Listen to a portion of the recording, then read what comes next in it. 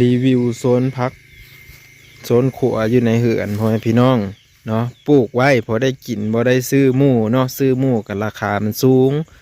แล้วก็บ่มีรายรับเข้ามาก็เลยว่าจำเป็นต้องปลูกพักแล้วก็ปลูกหมากไม้เพื่อกินเป็นอาหารในทุกๆมื้อเนาะบ่ว่าจะเป็นพักเป็นหมากไม้ต่างๆสิ่งใดที่บ่มีในนี้ให้ FC คอมเมนต์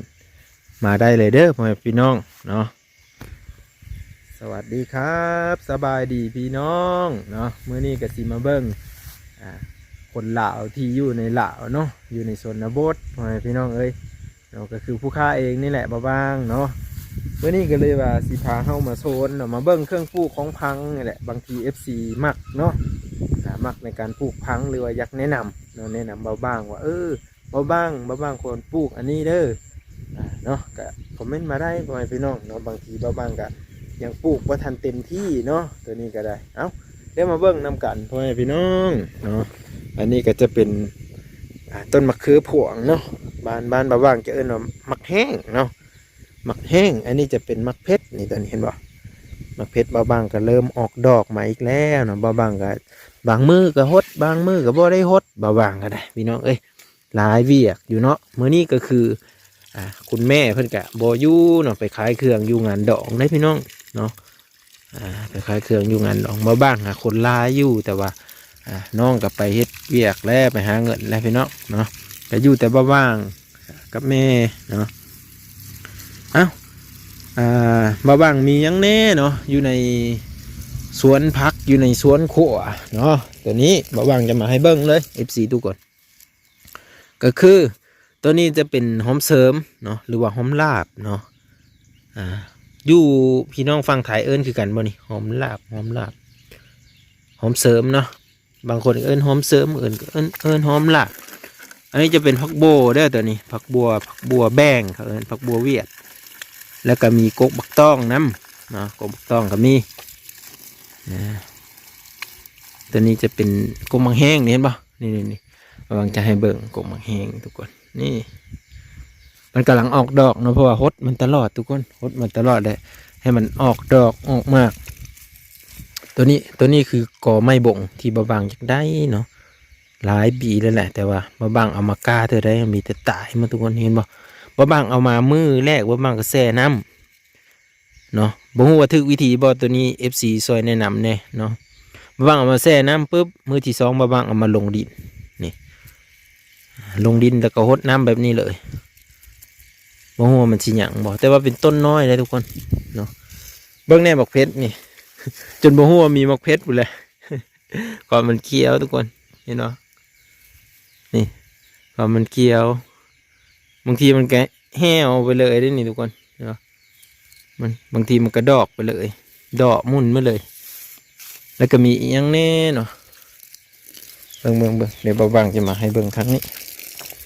ป่าอันนี้ก่อน นี่อันนี้จะเป็นกกแป้งหนัวนะทุกคนกกแป้งหนัวกำลังสิออกดอกเลยบ้าง บ้างยังบ่ทันได้ใส่พุ่นเลยเนาะเพราะบ้างมันมีแต่หดน้ำให้มันซุ่มเลยยังบ่ทันได้ใส่พุ่นครับนี่หอมบัวกับผักสีได้พี่เนาะผักสีนี่ก็ออกบ่หลายซ้ำนี่หอมบัวเด้อตัวนี้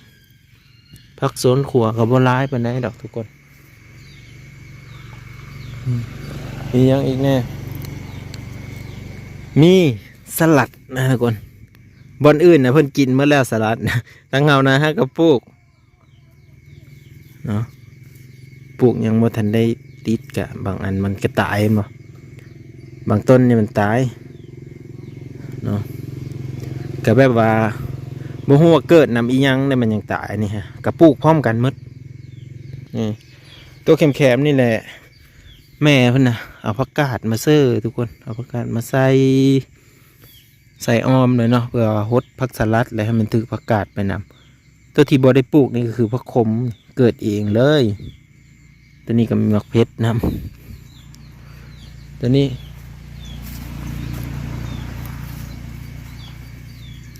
ี้จะเป็นหอมน้อยเด้อหอมน้อยหรือว่าหอมป้อมอะไรทุกคนนี่วะ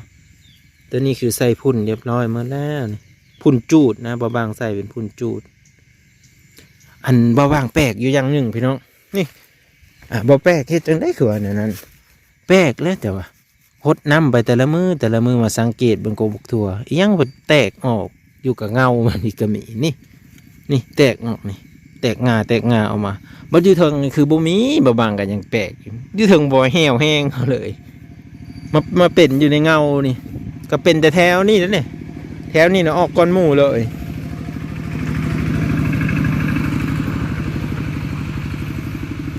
ออกก่อนเลยนะทุกคนแถวนี่ฮะออกจนสุดแถวเลย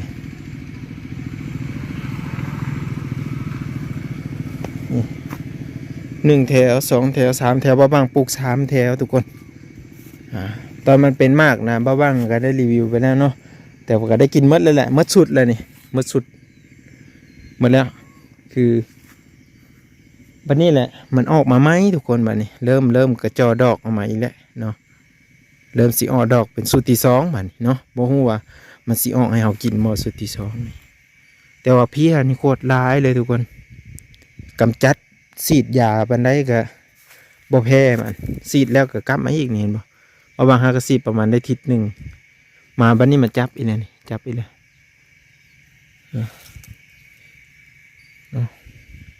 มันเป็นเพี้ยเลยเฮ็ดให้มันตายนี่บอนนี้นี่เพี้ยจับนี่ตายเลยทุกคนแล้วก็บ้าบ้างปลูกกกมากเครือเทศพูนน่ะสุดเลยทุกคนบ่ฮู้ว่ามันสิมักห่มบ่หรือว่าจังไดบ้าบ้างขุดเป็นของน้อยๆแล้วก็ปลูกไปสุดเร่งเลยแต่อีกบ้าบ้างว่าสิเอาใส่อยู่นี่อีกแน่ว่ะเบิ่งว่าเราคือมาอันนั้นแท้อย่ามันงำทุกคนอย่ามันบ่เป็นบ้าบ้างก็เลยบ่ปลูกซะมีอีกอย่างอีกแน่มันนี่ตัวนี้มันบางๆบริปลูกนี่หอมใบเลื่อยนี่ก็คือหอมใบเลื่อยเนาะบริปลูกเด้อตัวนี้ก็คือมันเกิดแพร่พันธุ์ของมันเองเนาะแล้วมันก็ใหญ่อยู่นี่แล้วก็บดีเห็นแล้วก็เลยหดน้ำเลยเนาะหดน้ำให้มันใหญ่ตัวนี้ซื้อมาโมโหมันสิคืนได้บ่เลยนี่ซื้อมาแล้วก็ขุดเป็นของแล้วก็หดน้ำเดี๋ยวเอาน้ำออกมาพี่อีกก่อน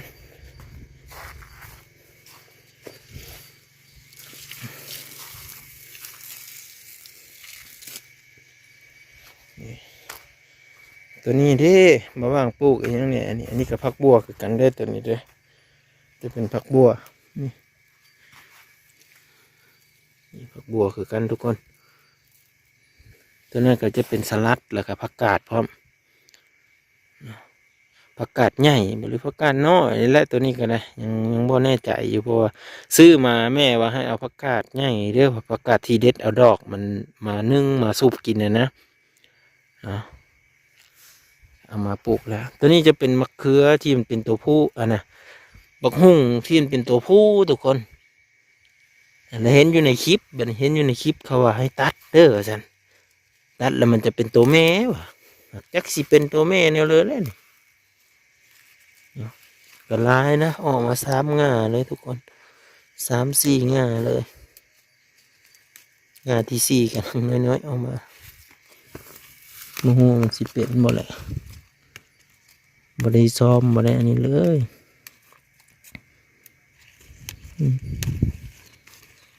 บ่ฮู้ว่ามันสิถึกวิธีบ่ได้เห็นแล้วก็คันมือ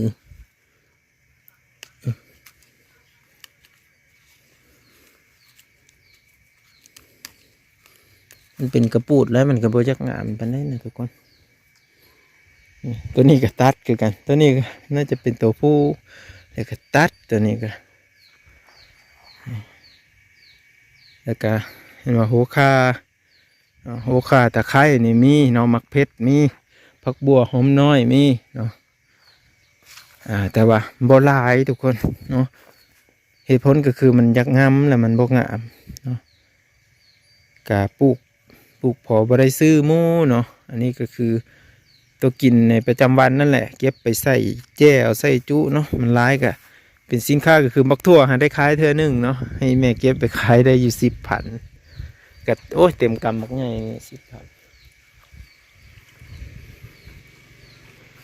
10,000 มันก็สิได้ราคาดีบ่กับบ่ได้ปานใดนะทุกคนเอ้ย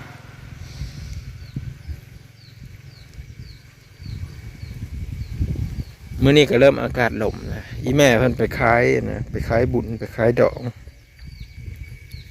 ไปขายงานดอกปูนบ้านตรงกว้างพุ่นน่ะผมมาไก่มาบางหดผักหดหญ้าแล้วนี่ก็เกลือเป็ดเกลือไก่แล้วทุกคนเด้นะแล้วก็เอาหัวกินน้ำกินในเนาะแล้วก็จบอัดหาน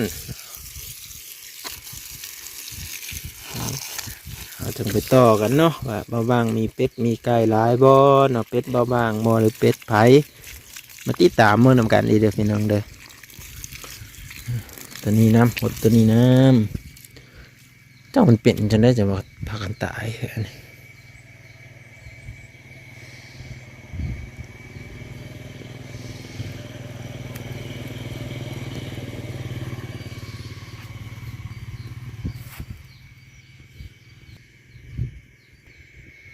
สวนกับสวนแคมทางเลยพี่น้องยามขี้พุ่นนี่กับขี้พุ่นจะเต็มหมาเลยแต่เนี่ยบ่เป็นตาเอาซ้ำเนาะนี่มากบมักทั่วกันเริ่มมันมดสุดแล้วบางก็จะตัดทิมเลยเนาะต้นนั้นก็จะเป็นต้นบักเพชรครั้งนะเห็นไหมต้นบักเพชรจะอยู่โซนนั้นเบิ้งพามาเบิ้งกันพี่น้องนี่อันนี้จะเป็นเอาแนวแล้วตัวนี้เอาแนวแล้วผักกาดปลูกเอาแนวได้กินอยู่2-3 เทื่อเนาะโอ้ยบางเก็บมือเศร้านี่เก็บแล้วหันบางลืมพี่น้องเอามาปะไว้นี่แล้วก็ไปเวียกตัวใหม่เลยนี่ผักบงจีนทุกคนผักบงจีนเดี๋ยวนี้เห็นไหมผักบงจีนบางปลูกเป็นแถวเนาะเอามาปลูกแล้วเธอหนึ่งบ่เป็น